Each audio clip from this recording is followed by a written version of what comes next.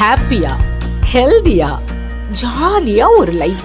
Lanco Harmonia Pavilion Senior Living Apartments at Sri Perambatoor 2 BHK just 49 lakhs. Call 7717273747. Chanakya international academy உங்களுக்குள் இருக்கும் தலைவரை வெளிக்கொண்டு வரும் பியூர் பாலிடிக்ஸ் பயிற்சி பட்டறை. நேரடி மற்றும் இணைய வழி. கான்டாக்ட் 7338824242.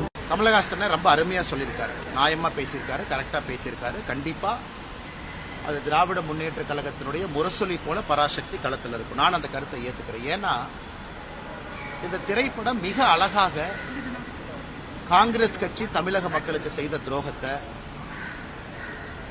1950 நம்முடைய அரசியலமைப்பு சட்டம் வந்த பொழுது ஒரு மொழிகளும் எப்படி இருக்க வேண்டும் என்கின்ற வரைமுறை கொண்டு வந்திருந்தாங்க. பேசக்கூடிய மொழி எது, அபிஷியல் லாங்குவேஜ் எது, கம்யூனிகேட்டிவ் லாங்குவேஜ் எது, மத்திய அரசுக்கும் மாநில அரசுக்கும். கொஞ்ச நாள் கழிச்சு லிங்க் லாங்குவேஜாக எது வரும் என்று காங்கிரஸ் 1950 தீர்மானிச்ச ஹிந்தி. அது 1965 ஹிந்தியை திணிக்க ஆரம்பித்து எல்லோரும் ஹிந்தி கற்றுக்கொள்ள வேண்டும் என்று காங்கிரஸ் கட்சி செய்த அடாவடித்தனத்தை மிக அற்புதமாக பராசக்தி படத்தில் போட்டு காட்டியிருக்கிறார். அதனால் பராசக்தி படத்தினுடைய மொத்த குழுவினருக்கும் என்னுடைய மனமார்ந்த வாழ்த்துக்கள். அக்கா சுதா கொங்கரா அவர்களுக்கு, அருமை சகோதரர் சிவ கார்த்திகேயன் அவர்களுக்கு என்னுடைய வாழ்த்துக்கள். தமிழக மக்களுக்கு மறுபடியும் ஒரு முறை இத்தனை ஆண்டுகள் கழித்து காங்கிரஸ் செய்த துரோகத்தை படம் பிடித்து காட்டியது. இதுல ஆச்சரியம் என்னன்னா திமுக காரன் கொண்டாடிட்டு இருக்கிறான். அதான் சந்தோஷமா இருக்கு. எங்க ஆப்பு வைக்கிறாங்க, நட்டுல வச்சாங்களா போல்ட்ல வச்சாங்களானே தெரியாது திமுக காரன். இந்த பராசக்தி படம் சூப்பரா இருக்கு, சூப்பரா இருக்கு. காங்கிரஸ் கட்சி எப்படி மக்கள் 2008 2009 இலங்கையில இனப்படுகொலைக்கு பிறகு மேலேயே வராம துரத்துனாங்களோ, காங்கிரஸோடு யாரெல்லாம் கூட்டணி வைக்கின்றார்களோ 2026 சட்டமன்ற தேர்தலில் பராசக்தி படம் திமுகவினுடைய முரசொலியாக அவர்களை அதே வீழ்த்தும். அதனாலதான் பேரு தீ பரவட்டம் அவங்களே வச்சுக்கிட்டாங்க. தீ வச்சீங்கன்னா முதல்ல வீட்டை தானே பிடிக்கும். வீட்டுக்குள்ள தீ வச்சா முதல்ல சொந்த வீட்டை பிடிக்கும், கூரையை பிடிக்கும், அந்த வீட்டுக்காரங்களை சுடும். அதனால இந்த பராசக்தி படம் முதல்ல திமுக என்கின்ற வீட்டை சுடட்டும். காங்கிரஸோடு கூட்டணியில யாரெல்லாம் இருக்கிறாங்களோ உங்க கூரையில தீ பரவட்டும். அதனால தீ பரவட்டும் நல்லா வச்சிருக்கிறாங்க. நான் இதுக்கு இன்னும் ஒரு வாரத்தில் நம்முடைய முதலமைச்சர் அந்த படத்தை பார்த்து ரிவ்யூ போடுறதுக்காக வெயிட் பண்ணிட்டு இருக்கேன். நம்முடைய முதலமைச்சர் அவர்கள் வரக்கும் போல படத்தை பார்ப்பாங்க, கூட 4 பேர் உட்கார்ந்து இருப்பாங்க, கட்டி பிடிப்பாரு, முத்தம் கொடுப்பாரு. இதை பார்த்து கண் கலங்கிட்டேன், நெகிழ்ச்சி அடைஞ்சிட்டுன்னு சொல்லுவாரு. அந்த காட்சிக்காக பார்த்துக்கிட்டு இருக்கேன். அதனால நல்லா இருக்கட்டும், எல்லா மக்கள்லாம் போய் நல்லா பாருங்க. பார்த்துட்டு காங்கிரஸ் யாரோடு கூட்டணியில் இருக்கிறாங்களோ அந்த வாக்குச்சாவடி பக்கம் போய் ஓட்டு போடுறதுக்கே போயிடாது. ஏன்னா அவங்க என்னென்ன அநியாயம் செஞ்சாங்கன்னு அந்த படம் சொல்லுது. எல்லோரும் பார்க்க வேண்டிய திரைப்படம். வேலை இல்லாம 2 பேர் சுத்திட்டு இருக்கிறாங்க. அங்க பாத்தீங்கன்னா ஆதித்ய தாக்கரே, ராஜ் தாக்கரே, இவங்க எல்லாம் யாருங்க? அங்கிருந்து என்னை மிரட்டிட்டு இருக்காங்க. நான் பெருமைப்படுறேன். ஒரு விவசாயினுடைய பையன் இன்னைக்கு தாக்கரேவனுடைய கோபத்தை நான் சம்பாரிச்சிருக்கிறேன். எனக்கே அது ஆச்சரியம் தான். எங்க அப்பா படிச்சது 10வது, அம்மா படிச்சது 6வது. எல்லாம் இத்தனை நாளா ஆடு மாடு தான் மேய்ச்சிட்டு இருந்தாங்க. இப்போ உடம்பு சரியில்லை, ஆடு மாடு மேய்க்கிறதுல அந்த ஆடு மாட்டை நான் மேய்க்கிறேன். இன்னைக்கு தாக்கரே நேற்று கூட்டம் போட்டு ஆயிரக்கணக்கான நபர்களை போட்டு அந்த ராஜ் தாக்கரே, உத்தவ் தாக்கரே, ஆதித்ய தாக்கரே மேடை போட்டு என்னை அங்கிருந்து திட்டுறானுங்க. அந்த அளவுக்கு நான் வளர்ந்துட்டேன்னா, அந்த அளவுக்கு ஒரு விவசாயினுடைய பையன் இன்னைக்கு மும்பையில் அவனுக்கு கூட்டம் போட்டு திட்டுற அளவுக்கு நான் உயர்ந்துட்டேனான்னு தெரியல. அதனால இந்த பாலா சாஹேப் தாக்கரே அவர்கள் மீது மிகப்பெரிய மரியாதை நான் வைத்திருக்கின்றேன். பாரதிய ஜனதா கட்சியில் நம்முடைய அலுவலகத்தில் நான் மாநில தலைவராக பணியாற்றிய பொழுது 2 பேர்த்தோட புகைப்படம் என்னுடைய இதில் இருக்கு. ஒன்று சத்ரபதி சிவாஜி அவர்கள், மற்றொன்று மகாகவி பாரதி அவர்கள், திருவள்ளுவர் எல்லாமே வச்சிருக்கோம். அதனால் இவனுக்கு இந்த மிரட்டல் போட்டு இந்த சிவசேனா, இன்னைக்கு தாக்கரேவோட சிவசேனா அவங்களுடைய பத்திரிகை நம்ம முரசொலி மாதிரி சாம்லான்னு ஒன்று வச்சிருக்கானுங்க. அதில் எழுதியிருக்கானுங்க, மும்பைக்குள்ள வந்தா என் காலை வெட்டுவேன், இங்கடிப்பேன். நான் மும்பைக்கு வரத்தான் போறேன், நீ இங்கடிச்சு பாரு, காலை வெட்டிப்பாரு, அதான் 2 பார்த்துடலாம். அதனால இந்த மிரட்டல் உருட்டுக்கெல்லாம் நான் பயந்துருந்தா ஊரில் உட்காந்து என் கிராமத்துக்குள்ள சொந்த ஊர்ல தான் இருக்கு. 2வது, இன்னைக்கு பாரத பிரதமர் நரேந்திர மோடி அவர்கள் இந்தியாவுடைய தலைவர் நான் சொல்லும் பொழுது அவர் குஜராத் இல்லைன்னு ஆயிருமா? அதே போல காமராஜர் ஐயா அவர்கள் இந்தியாவுடைய மாபெரும் தலைவர் நான் சொல்லும் பொழுது அவர் தமிழர் இல்லை என்று ஆகிவிடுமா? இன்னைக்கு மும்பை உலகத்தினுடைய தலைநகரம் என்று சொல்லும் பொழுது அது மராட்டியர்களால் கட்டிய நகரம் இல்லைன்னு ஆயிருமா? அது மும்பை அங்க இருக்கக்கூடிய மராட்டி சகோதர சகோதரிகளுடைய உழைப்பால் உயர்ந்த நகரம் இல்லைன்னு ஆயிருமா? இதெல்லாமே அந்த நகருக்கு ஒருவர் சொல்லக்கூடிய பெருமை, ஒரு அடையாளம். எப்படி பாரத பிரதமர் நரேந்திர மோடி அவர்கள் இந்தியாவினுடைய தலைவர், உலகத்தினுடைய தலைவர் என்று சொல்லும் பொழுது அவர் பிறந்த இடமும் பிறந்த மண்ணையும் மறந்துடுமா? முட்டாள்கள், அறிவில்லாதவர். இந்த சஞ்சய் ராவட்னு ஒருவர் இருக்கின்றார். என்ன பேசுறதே தெரியாம காலையில பத்திரிகையாளரை சந்தித்து வாமிட் எடுப்பது மட்டும்தான் சஞ்சய் ராவத்தினுடைய காலை வேலை. 6 மணிக்கு வாமிட் எடுக்கணும், அதுக்கான பத்திரிகையாளர் சந்திப்பு நடக்கணும். இன்னைக்கு 3 தாக்கரே கூட்டம் போட்டு மிரட்டிட்டு இருக்காரு. என்னை பத்தி நீ அவமானப்படுத்துறது எனக்கு ஒன்றும் புதுசு இல்லை. தமிழ்நாட்டில் டிஎம்கே அதைத்தான் காலங்காலமா செய்யறாங்க. ஆனா தமிழர்களையே அவமானப்படுத்துறாங்க. இந்த லுங்கி கட்டினவனுங்க, வேட்டி கட்டினவனுங்க, இவனுங்கெல்லாம் இப்படி, இவனுங்கெல்லாம் அப்படி. அதே கூட்டணியில திராவிட முன்னேற்ற கழகம் இங்க இருக்கிறாங்க. இதான் ஆச்சரியம். அதனால அது திமுக தமிழகத்தில் இருக்கட்டும், அங்க இருக்கக்கூடிய இன்னைக்கு இருக்கக்கூடிய இந்த உத்தவ் தாக்கரே, ராஜ் தாக்கரே, ஆதித்ய தாக்கரேவாக இருக்கட்டும், இவர்கள்லாம் மிரட்டி தான் அவங்க பிளப்பை ஓட்டிட்டு இருக்கிறாங்க. நம்ம பயப்படுவோம்னு நினைக்கிறாங்க. இது பாலா சாஹிப் தாக்கரே அவர்கள் இருந்திருந்தால் இவங்கெல்லாம் இருந்திருக்கவே மாட்டாங்க. அப்பாவினுடைய பெயரை கெடுப்பதற்கே ஒரு 3 பேர் அங்க சுத்திட்டு இருக்கிறாங்க. அதனால அந்த காலை வெட்டுவேன், கையை வெட்டுவேன், இதுக்கெல்லாம் பயப்படுறாள் நான் கிடையாது. அதே நேரத்தில் ஒரு விவசாயினுடைய மகன் கிராமத்திலிருந்து வந்திருக்கக்கூடிய நான் தாக்கரே மீட்டிங் போட்டு லட்சக்கணக்கான ஆளை போட்டு ஸ்டேஜில் நீ திட்ட அளவுக்கு வளர்ந்துட்டேன்னு நினைக்கும் பொழுதும் கூட அந்த பாரதிய ஜனதா கட்சி தான் அந்த வாய்ப்பையும் எனக்கு கொடுத்திருக்குன்னு நினைச்சு நான் பெருமையும் அடைவேன். சார், இன்னைக்கு தாவேக தலைவர் விஜய் சிபிஐ விசாரணைக்கு டெல்லிக்கு போறாரு. இது அரசியல் களத்தில் என்ன தாக்கத்தை ஏற்படுத்தும் நினைக்கிறீங்க? தெரியலீங்கன்னா சிபிஐ விசாரணை கூப்பிடுறாங்க. திரு விஜய் அவர்கள் விசாரணைக்கு போயிருக்கிறாங்க, சம்மன் கொடுத்திருக்கிறாங்க. போய் எல்லாருமே அவங்க கருத்தை சொல்ல போறாங்க. ஒரு சம்மன் கொடுக்கறனால யாரும் குற்றவாளி ஆக போவது கிடையாது. நமக்கு சம்மன் கொடுக்கறாங்க, போறோம், சில வழக்குகளை பேசிட்டு வர்றோம், அதெல்லாம் ஓகேங்கண்ணா. அதனால முறைப்படி சம்மனுக்கு முறைப்படி அவங்க ஆஜராகிறாங்க. இதுல நான் எதுவும் உள்ள போந்து நான் கருத்து சொல்ல விரும்பல. அதனால நல்லபடியா போயிட்டு வரட்டும். சார், இடி, சிபிஐ, இன்கம் டாக்ஸ் டிபார்ட்மெண்ட், இதை தொடர்ந்து இந்த சென்சார் போர்டும் இப்போ பிஜேபியோட கைப்பாக செயல்படுது. ஜனநாயக விஷயத்துல எம்.கே. ஸ்டாலின் அவர்களுடைய ட்வீட் இது, உங்களுடைய கருத்து? என்னை கேட்டீங்கன்னா, நானும் ஜனநாயகனுடைய படத்திற்காக எதிர்பார்த்து காத்திருந்த நிறைய ரசிகர்கள்ல நானும் ஒருவன் தான்.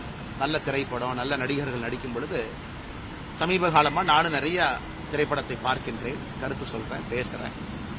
ஏன்னா ஒரு திரைப்படம் என்பது ஒரு வெறும் நடிகர் மட்டும் உருவாக்கக்கூடிய ஒரு விஷயம் கிடையாது. லட்சக்கணக்கான நபர்கள் பின்னாடி இருக்கிறாங்க, எல்லாரும் சேர்ந்து பண்றாங்க. ஆனால் ஜனநாயகத்தை பொறுத்தவரை அது சிபிஎஃப்சி அவங்க ஏதோ சொல்றாங்க, இது ஏதோ எடிட்டிங் பண்ணும், கட்டிங் பண்ணும், அது இதுன்னு ஸ்கிரீனிங் கமிட்டி, அது ஏதோ தேவையில்லாத எங்கெங்கயோ போயிட்டு இருக்குதுன்னா. ஆனால் நானும் உங்களை போன்ற ஒரு சாதாரண மனிதராகத்தான் இந்த சிபிஎஃப்சி, இந்த ஜனநாயகன் படக்குழு, ப்ரொடியூசர் அவங்கள நான் பார்த்துட்டு இருக்கேன். ஆனா இந்தியாவில் எப்பொழுதுமே கோர்ட் இருக்கு, அப்பீல் மெக்கானிசம் இருக்கு, பல வழிமுறைகள் இருக்கு, எல்லாமே இருக்கு. ஆனால் நான் இதை இப்படி பண்ணிட்டாங்க, அப்படி பண்ணிட்டாங்க, இது எல்லா திரைப்படமும் அது கடந்து வர்ற பாதை தான். சில திரைப்படத்தை வரும்போது இவ்வளவு கட் பண்ணுங்க, யூபைஏவை யூவா வச்சுக்கலாம் சொல்றாங்க. என்னை கேட்டீங்கன்னா, நானும் நிறைய பேருக்கு போல ஜனநாயகம் படத்துக்காக காத்திருக்கக்கூடிய ஒரு மனிதனாகத்தான் நானும் இருக்கேன். படத்தை பார்க்காம எது தப்பு சரின்னு அப்படி சொல்ல முடியும்? பராசக்தியை பத்தி நீங்க கேட்டீங்க, நான் கருத்து சொல்லிட்டேன். நல்ல படம், நல்ல ஒரு முக்கியமான கருத்து சொல்லியிருக்கிறாங்க. அதை திமுகவும் காங்கிரஸ்காரங்களும் கட்டாயமா பார்க்கணுங்கிற என் கருத்தை சொல்லியிருக்காங்க. அதனால ஜனநாயகம் படம் வெளியிடும் பொழுது நிச்சயமா அதை பார்த்துட்டு நான் சொல்றேன்னா, அதுவரை நிறைய விஜய் ரசிகர்கள், நிறைய சினிமா படத்தினுடைய ரசிகர்கள், நல்ல சினிமா வேண்டும் என்று நினைக்கக்கூடிய மனிதர்களைப் போல நானும் அந்த படம் வரட்டும் என்று காத்துக்கொண்டிருக்கிறேன். தமிழக சட்டமன்றத்தில் இன்னும் ஓரிரு மாதங்கள் தான். இந்த திமுக ஆட்சியின் செயல்பாடுகளை பற்றி எவ்வளவு மார்க் போடுறீங்க? ஆனா ஒரு ஆட்சி என்று சொல்லும் பொழுது நிறை குறை என்று சொல்வார்கள். நிறையும் குறையும் 50-50% இருந்தா ஓகே அப்படி. ஆனா ஜனநாயகம் எல்லா மக்களுடைய எதிர்பார்ப்புகளையும் பூர்த்தி செய்ய முடியாது. குறைகள் அதிகமாகவும் நிறைகள் மிக மிக குறைவாகவும் இருக்கக்கூடிய ஆட்சியாகத்தான் நான் பார்க்கிறேன்.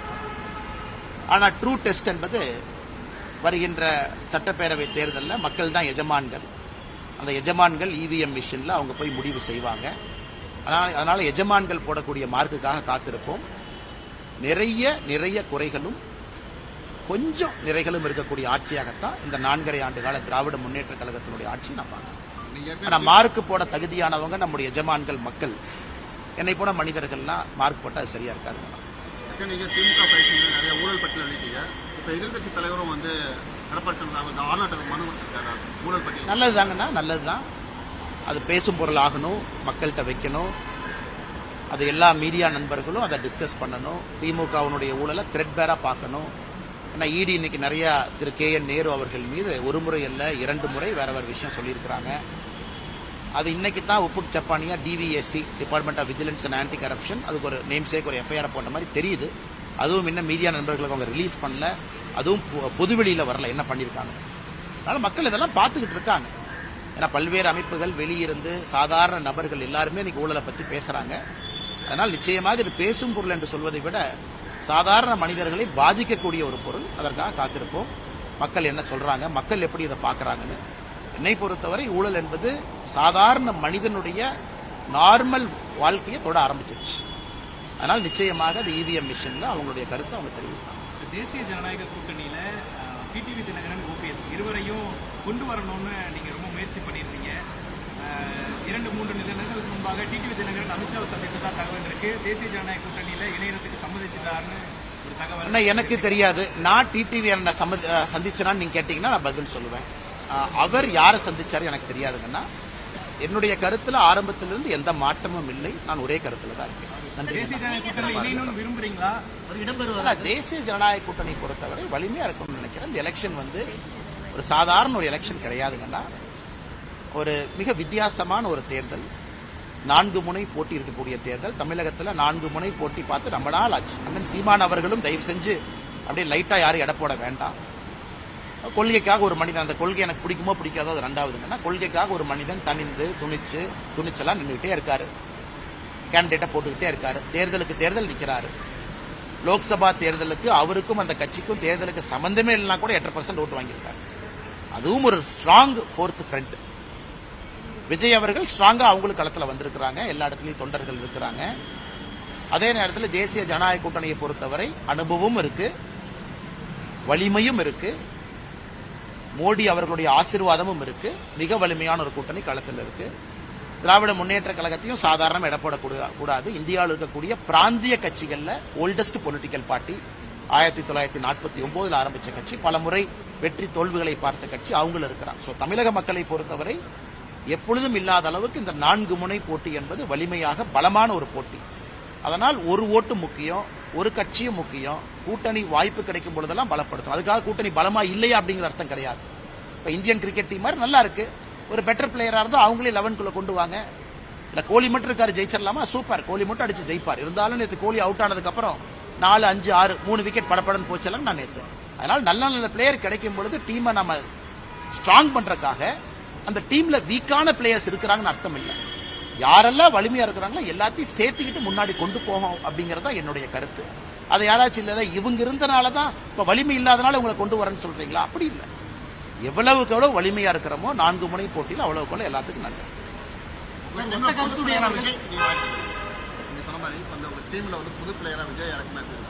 அண்ணன் 11 பிளேயரு, அதுக்கு மேல ஃபீல்டிங் கோச், பேட்டிங் கோச், நிறைய கோச் இருக்கிறாங்க. அந்த கோச் எல்லாம் சேர்ந்து தீர்மானிக்கணும். அப்புறம் ஸ்பெக்டேட்டர் இருக்கிறாங்க, ஸ்பெக்டேட்டருக்கு அது பிடிக்கணும். கிரிக்கெட்டுங்கிறது வெறும் 11 பிளேயர் ஆடிட்டு வந்தா மட்டும் அழகு இல்லைங்கண்ணா. அந்த 11 பேரை பாக்குறதுக்கு 1 லட்சம் பேர் போய் கை தட்டினா தான் அழகு. யாரு சேரணும், யாரு பிரியணும் அப்படிங்கறதெல்லாம் பொறுத்திருந்து பார்ப்போம். காலம் தான் பதில் சொல்லும். காலம் இருக்குங்கன்னா, திமுகவை வீழ்த்துவது நோக்கமா? ஒத்த கருத்து, எல்லாமே இணையணும். அண்ணன் கேட்ட கேள்வி நான் ஆமோதிக்கிறேன். அண்ணன் கேட்ட கேள்வி தவறு நான் சொல்லவே இல்லை.